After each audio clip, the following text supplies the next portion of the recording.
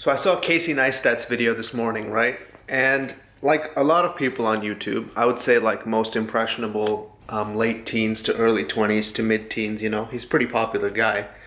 I used to watch a lot of his videos long time ago.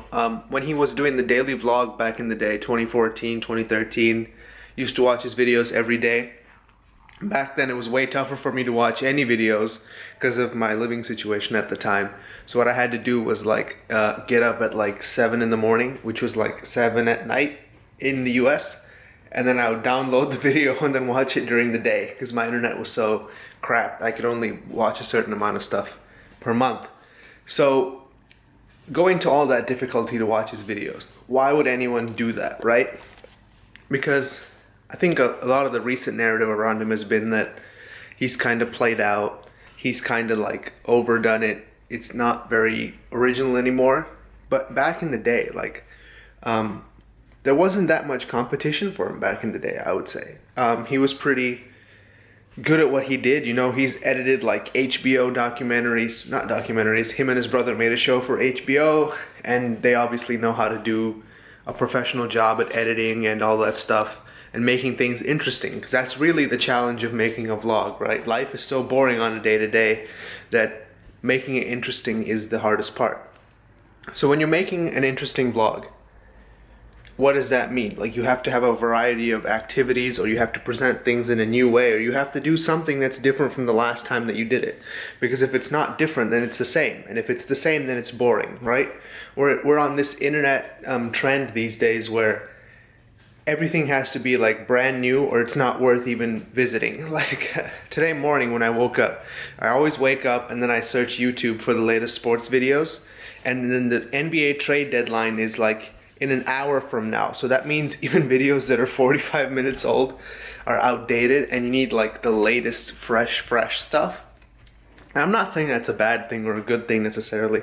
I'm just saying that it's kind of the way that things are moving towards. We're so focused on the now, it's become kind of a thing that daily videos are possible. Like, you can make videos every day and people will still be like, oh, why aren't you making more videos? That's kind of the thing. But that's not really the problem with his content, right? Even he got burned out doing daily videos, and he's like the most enthusiastic, optimistic, grinding type person that I've ever seen. Certainly in this field for sure, because most of the narrative around YouTubers is, oh, why haven't you posted for 6 months? Why haven't you done anything in all this time? And he's out here making 7 videos a week and then actually saying that he likes doing that. So he was an inspiration in a way, I say, for me, just to try something different. The traditional vlogs has been something like this, which is really low effort, not very well thought out, not very planned. I don't have 2 cameras and a drone taking multiple shots to use for to tell a story or whatever like he was doing. He was basically making a short film every day.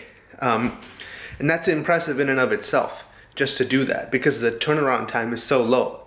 And he had a family and all that stuff, and he definitely wasn't paying as much attention to that as he felt that he should have. That's why he stopped doing it.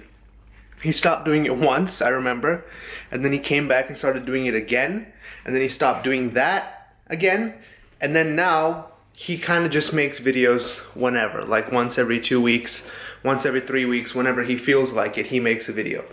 And that's fine, but when you don't get that daily, or when you aren't pushed to make that daily thing again and again, you kind of lose track of how repetitive your life actually is.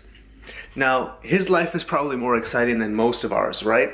He gets to go places, he travels everywhere. Most of his videos have some part of airports in them, right? He's all over the place usually. He goes to his juice store, whatever.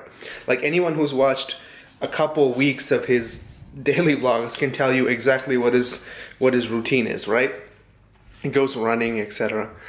But when you do something every day, you know how you shot it the day before. So you feel like, oh, I have to do something different today. Like, I'm gonna put my camera upside down on the bottom of a tree branch so I can get this different angle that I haven't used before. Because you get bored of doing the same thing yourself. right? You get bored of shooting the same run the same way like 7 times a week. But now he makes videos once every 3 weeks. And the most offensive video that triggered this kind of explanation was the video that he made about his friend who he took to the Super Bowl.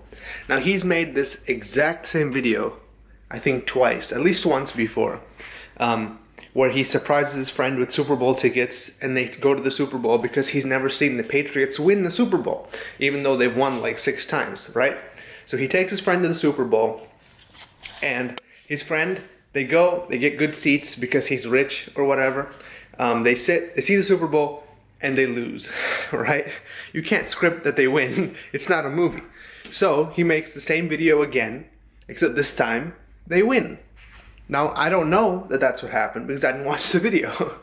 All I know is I saw his friend's face in it, and it said, "This time they won," or whatever, something like that, some clickbaity title.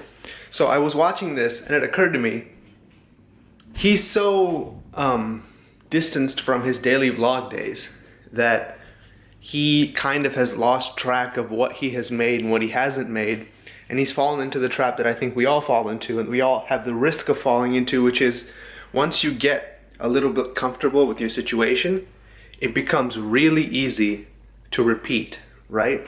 And it becomes really easy to get caught in this cycle of comfort where you're like just trying to make it to the next day because you know what the next day holds, and you're kind of excited to get to the next day because you're very secure in what will happen in that next day, right?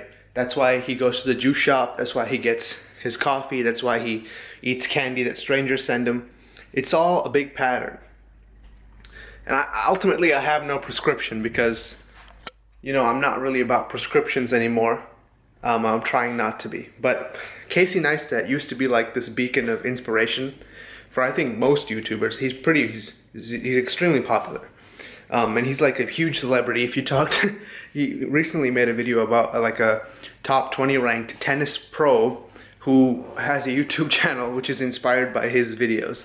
So he's kind of like, I would say like the seed that germinated the whole vlog boom. People were doing vlogs before him for sure, but nobody was doing, or he really accelerated the boom to go through. Like now every big YouTube channel has a secondary vlog channel just because of Casey Neistat, I would say. And it's perfectly natural for someone to like make their hobby or a career or whatever take a back seat to their family. That's perfectly understandable. But it's just a little bit disappointing to see that happen to someone who I've looked up to for so long. Anyway, peace.